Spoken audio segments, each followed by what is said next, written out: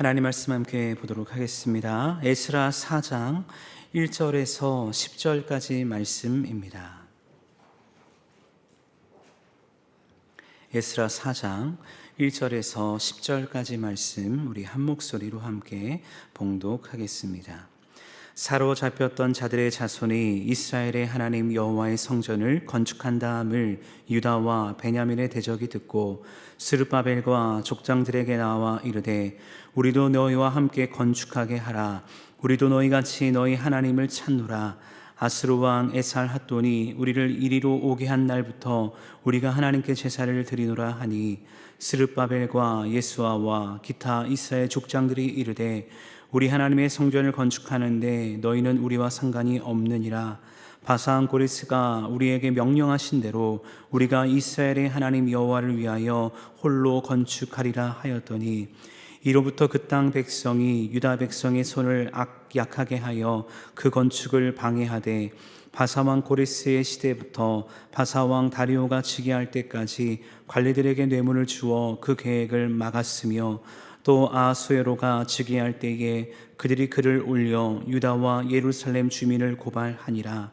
아닥사스다 때에 비슬람과 미드드랏과 다브엘과 그의 동료들이 바사왕 아닥사스다에게 글을 올렸으니 그 글은 아람 문자와 아람 방언으로 써서 진술하였더라.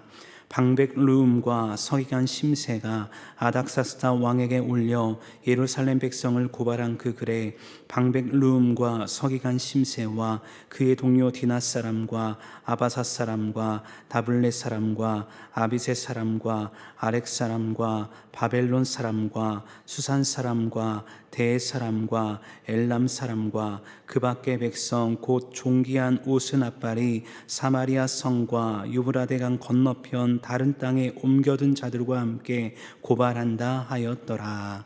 아멘. 우리 역대하에 이어서 에스라 말씀을 함께 살펴보고 있습니다. 사실 에스라 말씀은 신실한 하나님의 약속 그리고 그 약속의 성취라는 관점에서 볼 때 매우 중요하다라고 볼 수 있죠. 그렇다면 남유다에게 주어진 하나님의 약속은 무엇이었습니까? 비록 죄로 인해 무너지고 그렇게 바벨론에 의해 철저하게 짓밟히게 되었지만 하나님께서 예레미야를 통해 70년이라는 약속을 주시며 회복의 날을 선언하셨다는 것입니다.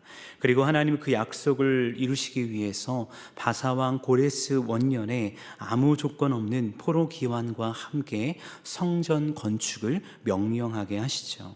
그렇게 어제 말씀을 보면 포로 귀환한 사람들이 성전 건축을 위한 기초 공사를 마치게 되고 솔로몬 성전에 비하면 아주 작고 초라한 성전이었지만 그 성전을 하나님께 짓기 위해서 노력하며 나아갑니다. 하지만 이렇게 성전 건축이 진행되고 있던 그때에 한 무리가 등장하게 되는데요. 오늘 성경 말씀을 보면 이들에 대해서 이렇게 소개하고 있습니다. 유다와 베냐민의 대적. 오늘 1절 말씀 보니까 이렇게 말씀합니다. 사로잡혔던 자들의 자손이 이스라엘의 하나님 여호와의 성전을 건축한다 함을 유다와 베냐민의 대적이 듣고. 우리는 유다와 베냐민의 대적이라는 말씀을 통해 두 가지의 사실을 알게 되는데요. 첫 번째로는 예루살렘으로 돌아온 이들은 유다와 베냐민의 후손, 즉 남유다 패망 이후 포로로 잡혀갔었던 남유다의 후손, 약속했던 그들이 돌아오게 되었다라는 것입니다. 그리고 두 번째로는 하나님께서 남유다 후손들을 통해서 하나님의 뜻을 이루시고자 했지만 이를 방해하는 대적의 세력이 등장했다는 것이죠. 그렇다면 이 대적의 정체가 궁금해지는데 우리는 이어진 2절 말씀을 통해서 이들이 누구인지 알 수 있게 됩니다. 2절 말씀에서 이렇게 말씀합니다. 스룹바벨과 족장들에게 나와 이르되 우리도 너희와 함께 건축하게 하라. 우리도 너희같이 너희 하나님을 찾노라. 아스루 왕 에살핫돈이 우리를 이리로 오게 한 날부터 우리가 하나님께 제사를 드리노라 하니. 여러분, 이들이 누구인 것 같습니까? 이들의 정체가 무엇일까요? 사실 이들은 당시 북쪽 지역에 살고 있었던 북이스라엘의 후손들이었습니다. 방금 읽은 2절 말씀을 보니까 이들이 스룹바벨을 찾아오는데, 찾아와서 무엇을 이야기하냐면요, 우리도 너희와 함께 건축하게 하라 라고 하면서 성전 건축에 함께 동참하고 싶다라는 의지를 밝히는 것입니다. 그런데 그 이유가 있는데, 그 이유에 대해서 방금 읽었던 2절 말씀을 보니까 이렇게 이야기를 하죠. 우리도 너희같이 너희 하나님을 찾는다는 것입니다. 그리고 아수르 왕 에살 핫돈이 우리를 이리로 오게 한 날부터 우리가 하나님께 제사를 드렸다라고 이야기를 하고 있습니다. 여러분, 북이스라엘의 이야기를 잠시 나눠야 될 것 같은데, 북이스라엘은 우리가 알다시피 주전 722년에 아수르에 의해서 멸망하게 됩니다. 멸망 당시 아수르의 왕은 사르곤 2세라는 왕이었는데요, 사르곤 2세는 북이스라엘을 철저하게 무너뜨리고 그들을 포로로 잡아갑니다. 근데 아수르의 사르곤 2세, 그리고 사네립을 지나서 그 다음으로 세워졌던 왕의 이름이 바로 에살 핫돈입니다. 근데 그때 어떤 일이 일어나냐면, 아수르에 속한 나라들에 대한 강제 이주 정책이 일어나게 되는 것입니다. 강제 이주가 일어나니까 여러 민족의 사람들이 한 지역에 몰려 살 수밖에 없는 그런 상황이 만들어진 것이죠. 그 상황을 잘 보여주는 말씀이 열왕기하 17장 24절에 등장하는데요, 이렇게 말씀하고 있습니다. 아수르 왕이 바벨론과 구다와 아와와 하맛과 스발와임에서 사람을 옮겨다가 이스라엘 자손을 대신하여 사마리아 여러 성읍에 두매 그들이 사마리아를 차지하고 그 여러 성읍에 거주하니라 라고 말씀하고 있습니다.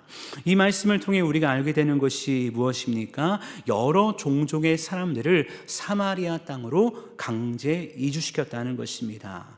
그러니까 그 사마리아가 어떤 땅이 될까요? 수많은 민족이 섬기는 그 우상들이 가득한 죄악의 땅이 되어버리는 것입니다.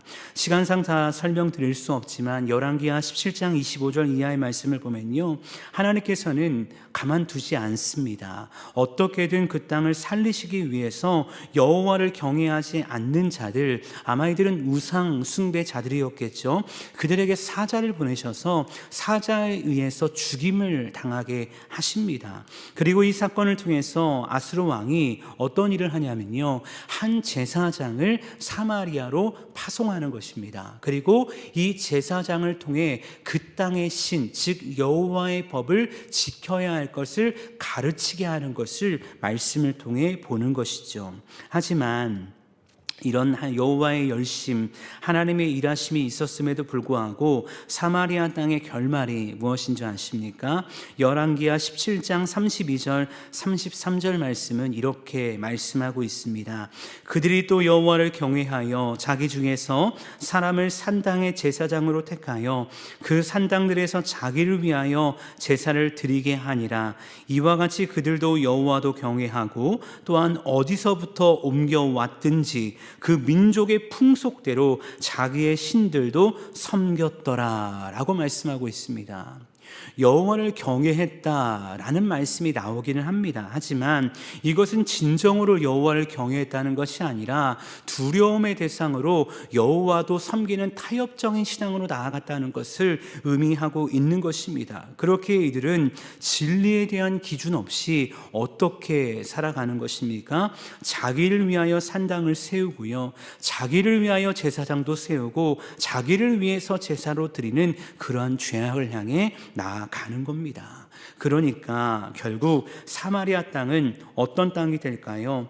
여러 민족의 풍속대로 여러 신을 섬기는 혼합 종교가 인정되는 땅이 되었고, 이런 종교의 인정은 더 나아가서 민족의 인정으로 혼혈 민족으로 이루어지는 그러한 어려움과 거룩함을 지키지 못하는 죄가 나타나게 되었다는 것입니다. 그래서 우리가 신약성경에서 사마리아에 대한 내용이 나오면 남쪽 안쪽에 거했던 사람들이 사마리아 사람들을 상종하지 않았다라고 말하지 않습니까? 그 이유가 바로 여기에 있었다는 것이죠. 근데 다시 오늘 말씀으로 돌아와서 볼 때 그 땅에 거하는 북쪽 사람들, 그들이 지금 제안을 하는 겁니다. 근데 솔직히 겉으로만 보았을 때요, 성전 건축에 대한 이들의 제안, 그리고 그 이유가 어떻게 보이십니까? 좀 좋아 보이지 않습니까? 괜찮아 보이지 않습니까? 솔깃한 제안 아닙니까?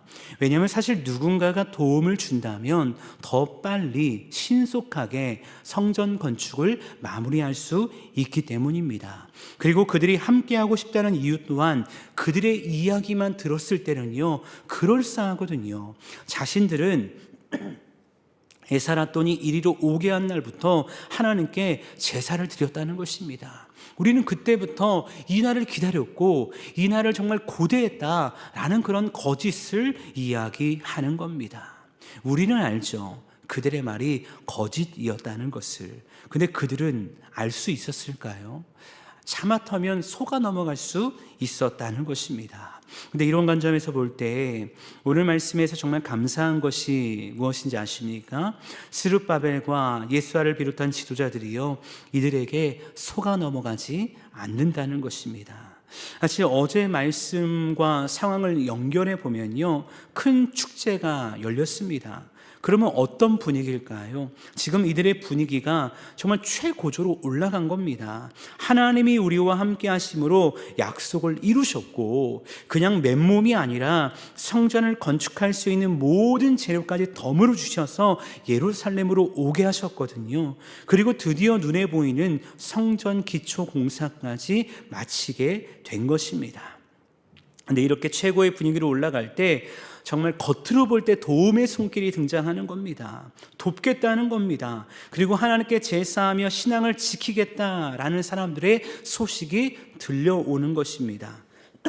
그때 여러분 어떻겠습니까? 너무 좋은 거죠. 분별력을 잃어버릴 수 있는 겁니다. 저는 이 말씀을 보면서 문득 여호수아 9장에 나오는 한 사건이 떠올랐는데요, 여호수아 9장을 보면 기브아 사람들이 먼 지방에서 온 것처럼 행색을 꾸미며 여호수아를 속입니다. 그리고 막 높여줍니다. 화친을 제안합니다. 근데 그때 여호수아가 어떻게 합니까? 자신들의 승리, 자신들과 함께했던 그 모든 상황과 환경에 취해서 여호와께 묻지 않고 그들과 화친하며 여호와의 이름으로 조약을 맺는 것입니다. 사실 오늘 말씀에 나오는 스룹바벨과 예수아를 비롯한 지도자들도요, 그럴 수 있는 것이죠. 그냥 상황과 환경에 취해서 모든 것이 하나님의 은혜다라고 하면서 받아들일 수 있을 것입니다. 근데 오늘 말씀에 그런 내용이 나오지 않지만 말씀을 묵상하면서 그런 생각이 들었습니다. 이들은 자신들에게 주어진 상황 가운데, 그 환경 가운데 취해 있지 않았다는 것입니다. 이들은 우리를 향한 하나님의 뜻이 무엇인지 분별하기 위해 노력했다는 것입니다. 그리고 이런 분별력으로 인해서 악한 세력과의 연합을 사전에 방지하며 온전히 하나님의 뜻을 이루는 거룩한 복음의 통로가 되었다는 것이죠. 그래서 지도자가 참 중요하지 않을까라는 생각을 하게 되어집니다. 우리가 사역하고 있는 모든 사역의 부서, 우리 교회, 우리의 모든 사역 가운데 그래서 우리가 늘 하나님의 뜻을 구하며 기도해야 하지 않을까라고 생각하게 되어집니다. 물론 좋은 게 좋은 것이다 라고 생각할 수 있지만 그 상황과 환경 가운데 나를 향한, 우리 공동체를 향한 하나님의 뜻이 무엇인가 물을 때 하나님이 원하시는 길을 향해 나아갈 수 있기 때문에 우리가 그러한 복음의 통로로 설 수 있기를 주님의 이름으로 축원합니다. 근데 오늘 이어진 말씀을 보니까 이 믿음을 가지고 이 지도자들이 북쪽 사람들에게 이제 이야기하는 겁니다. 이렇게 이야기하는 것이죠. 3절 말씀입니다. 스룹바벨과 예수아와 기타 이스라엘 족장들이 이르되 우리 하나님의 성전을 건축하는데 너희는 우리와 상관이 없느니라. 바사왕 고레스가 우리에게 명령하신 대로 우리가 이스라엘의 하나님 여호와를 위하여 홀로 건축하리라 하였더니, 여러분, 남유다 포로기한 공동체는요 분명히 자신들의 신앙을 선언합니다. 근데 선언이 무엇입니까? 우리에게 명령하신 대로 한다는 것입니다.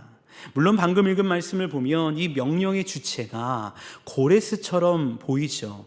근데 엄밀히 따지면 우리가 에스라 1장 1절 말씀을 통해 보았듯 여호와께서 예레미야의 입을 통하여 하신 말씀을 이루게 하시려고 고레스를 통해 말씀하신 것이기 때문에 고레스의 명령이 바로 남유다 포로기한 공동체를 향한 하나님의 명령, 하나님의 뜻인 줄 믿습니다. 그리고 이 포로기한 공동체는 하나님의 뜻 안에서 믿음의 포부를 밝히는 것인데, 그 믿음의 포부는 어떤 유혹에도 타협하지 않고 명령하신 대로 하겠다는 것입니다. 여러분, 사실 너무나도 귀한 믿음의 고백 아닙니까? 그렇다고 한다면 하나님께서 이제 이 믿음의 고백 위에서 이 성전 건축이 정말 일사천리로 잘 되게 하셔야 될 텐데요, 이어진 4절 말씀을 보면요, 현실과 이상이 얼마나 다르게 나타나는가를 보게 되어집니다. 4절 말씀에서 이렇게 말씀합니다. 이로부터 그 땅 백성이 유다 백성의 손을 약하게 하여 그 건축을 방해하되. 여러분, 이로부터 라는 것은 무엇을 의미할까요? 남유다 포로기한 공동체가 북쪽 사람들의 제안을 거부한 때입니다. 근데 이로부터 이들의 본성이 드러나기 시작합니다. 막 도울 것 같고 하나님을 찾은 것 같은 선한 사람이었던 것 같은 이 사람들이 자신들이 원하는 뜻이 이루어지지 않자 본성을 드러내면서요, 성전 건축을 못하도록 자신들이 할 수 있는 모든 방법을 동원하여 방해하는 겁니다. 특별히 이들은 유다 백성의 손을 약하게 했다라고 말씀하고 있는데, 이 약하게 했다라는 것을 공동 번역에서 이렇게 이야기하더라고요. 길을 꺾어주고 겁을 주었다라고 표현을 하더라고요. 이를 오늘말로 해석하면 이런 것 아닐까요? 야, 그래, 너 얼마나 잘 되나 두고 보자. 내가 얼마나 무서운 사람인지 너는 건드리지 말아야 될 사람을 건드렸다는 것을 내가 분명하게 보여주겠다, 이런 태도인 것입니다. 이들의 방해 공작, 이들의 약하게 함의 효과는요, 정말로 대단했습니다. 왜냐하면 오늘 5절 말씀에서 이렇게 말씀하고 있거든요. 바사왕 고레스의 시대부터 바사왕 다리오가 즉위할 때까지 관리들에게 뇌물을 주어 그 계획을 막았으며 라고 말씀하고 있습니다. 여러분, 바사왕 고레스로부터 다리오가 즉위할 때까지, 정확히 말하면 다리오 왕 2년까지 이 성전 건축이 막아진 것인데요, 이 기간을 한번 계산을 해보니까 몇 년 정도인지 아십니까? 무려 16년의 시간이었습니다. 16년 동안 뇌물을 주며 자신들이 할 수 있는 모든 수단을 동원하면서 이 성전 건축을 막아버린 겁니다. 기초공사가 끝나고 올리기만 하면 되는데 모든 것이 수포로 돌아가게 되는 겁니다. 물론 다리오 왕 2년에 시작해서 다리오 왕 6년, 4년 만에 이 성전을 건축하게 됩니다. 이 말은 다시 말하면 4년이면 되는 성전 건축을 16년 동안 하지 못했다는 것이죠. 사실 성전 건축뿐이 아닙니다. 내일 말씀을 통해 연대기적 이야기와 함께 더 구체적으로 설명을 드리겠지만, 포로기한 공동체의 대적은 성전 건축뿐 아니라 성전 건축 이후에 성벽을 재건할 때도 나타나게 되어집니다. 그래서 오늘 말씀 6절 이하의 말씀을 보면요, 6절의 아수에로 때에, 그리고 7절 이하부터 내일까지 말씀은 아닥사스다 때에도 이 대적들로 인한 어려움이 있었음을 말하고 있고, 그 말씀을 이제 내일 함께 나누고자 합니다. 근데 여러분, 여기서 중요한 것이 무엇인 줄 아십니까? 이 어려움, 이 환난, 이 알 수 없는 이 상황과 환경 속에서 하나님께서 다 지켜보고 계셨다는 것입니다. 그래서 때를 따라 돕는 은혜 가운데 하나님의 일하심을 나타내시는데요, 그 때에 따라 학개를 보내시고 스가랴를 보내시고 에스라를 보내시고 느헤미야 같은 믿음의 동역자를 보내주셨다는 것입니다. 그것이 우리에게 그나마 이 말씀을 묵상하면서 위로와 은혜가 되지 않을까라는 생각을 하게 되어집니다. 사랑하는 여러분, 오늘 말씀을 묵상하면서 혹시 우리의 삶도 그런 분이 계시지 않습니까? 순종했는데, 믿음의 포부를 가지고 하나님 명령하신 대로 살아가려고 했는데, 아무것도 되지 않는 것 같은 그 16년과 같은 시간을 보내고 있는 분들 혹시 계시지는 않으십니까? 사실 그 16년의 시간 정말 이해하기 어렵습니다. 순종했고 불의와 타협하지 않으려 했는데 하나님께서는 그들을 통해 오는 어려움을 막아주지 않는 것처럼 느껴질 때도 있다는 것입니다. 근데 기억하십시오. 하나님에게 있어서요, 우연의 시간은 없다는 것을 기억할 수 있기를 바랍니다. 그렇게 오늘 이 새벽 이 말씀을 묵상하며 우리가 결단하며 기도해야 할 것은 다른 것이 아닐 것입니다. 하나님, 내게 주어진 상황에 어떨지라도 하나님만을 바라보며 오직 하나님의 뜻을 분별하는 지혜자가 되게 하여 주옵소서. 그래서 무언가 잘 된다고 해서 교만하지 않게 하여 주시고, 무언가 잘 되지 않는다고 해서 낙심하지 않게 하여 주시옵소서. 과거에도 일하셨고 현재도 일하고 계시고 앞으로도 일하실 그 하나님을 의지하게 하옵소서. 이 기도가 오늘 우리의 기도가 될 수 있기를 주님의 이름으로 축원합니다. 그러할 때 우리가 앞서 보았던 말씀처럼 잘 되고 뭔가 되는 것 같다고 해서 하나님의 뜻을 묻지 않고 실수하는 그런 연약함을 우리가 범하지 않을 것입니다. 잘 되지 않을지라도 넘어지고 쓰러지는 것이 아니라 끝까지 하나님을 의지하며 주와 동행하게 될 것입니다. 오늘 우리의 삶이 어떠한 현실, 어떠한 삶에 있을지라도 여전히 우리와 함께 하신 하나님을 바라보며 그 주의 공급하심, 주의 일하심을 바라보며 주와 동행하며 승리할 수 있는 우리 모두가 될 수 있기를 간절히 주님의 이름으로 축원합니다.